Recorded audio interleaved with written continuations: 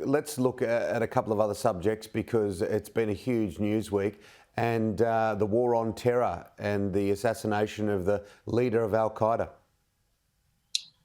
Yeah, it's interesting because the assassination in question hasn't actually gotten, at least from my vantage point, as much popular recognition, so to speak, in the sense that I don't think that many people who aren't totally in tune with politics have actually heard about it. But it does, I think, 20 years out from the war on terrors begin, it does show that the U.S. is still very vigilant about combating terrorist forces. And even if it's, more quiet on the domestic front in terms of actually pushing the narrative that this is an existential threat, it's kind of something that's faded more into the background. And that's why, it was such a big deal when Biden did announce the withdrawal from Afghanistan last year, because that did feel like a break from the precedent kind of created under Bush and then, went under Obama and Trump.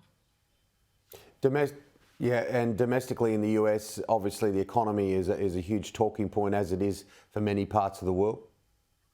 Mm-hmm.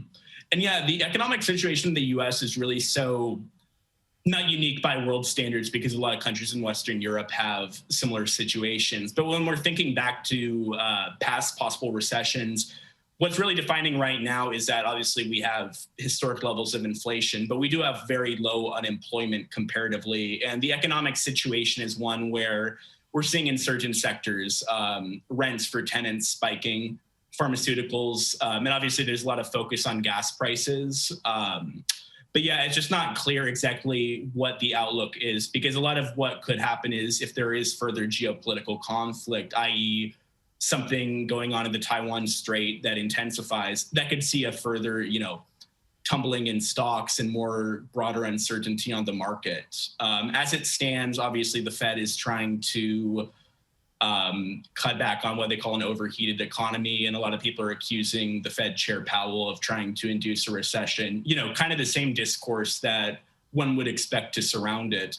But it is especially important in a political standpoint because of the possibility of a recession as we go into the 2022 midterms and then the 2024 presidential cycle.